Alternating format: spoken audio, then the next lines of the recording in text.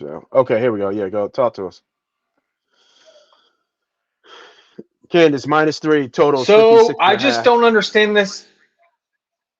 Yeah, I don't. This line makes absolutely no sense to me. I really don't care who the quarterback is for I Kansas. agree. Like, I agree. obviously, there's a difference between Daniels and Bean, but not so much in this matchup. And so, like, Kansas's only loss was them getting blown out by a good Texas team. And now everyone's going to remember Texas team that had 3 turnovers, lost to OU. Well, if their quarterback plays a little cleaner, they beat OU and they're the number one team in the country, right? Like football is a game of inches half the time. And Texas had 3 turnovers in a game where their rival had none, and it came down to the last drive, right? So Yep. perception's going to be OU's way better than Texas. Quinn Ewers stinks. When in reality, Texas was the better team. They just played poorly that day. And the only loss is Kansas playing a good Texas team that was rolling. They caught Quinn Ewers on a good day. Well, Oklahoma State is terrible this year. I mean, terrible. I don't like saying that, but there's a lot of things going wrong in their program, and they had a gut check win. I will say that. Gundy rallied the troops. They did have a gut check win last week, but this is exactly why I want to fade them. Like, they're not going to do this twice. This is exactly why I like the Eagles versus the Jets this week. Like, the Jets are not a team that's going to come off an emotional win against Denver, come back home, and then beat one of the best teams in the league. Sorry, not happening. Well, Mm. Oklahoma State, same situation.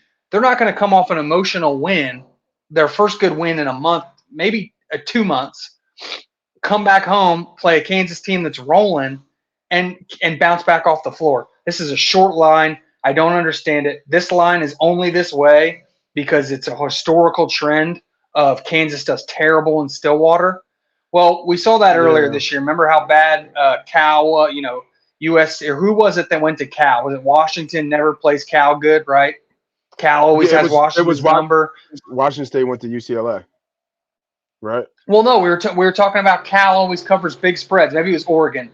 Cal to cover big spreads versus Oregon. Remember, they Yeah. always keep it Yeah, yeah. close. And Right, right, right, right. everything said take Cal. Well, this was the one year. Well, everything says take Oklahoma State. The last 10 years, this is a bad, bad spot for Kansas. And that's Yeah. all this line is going off of.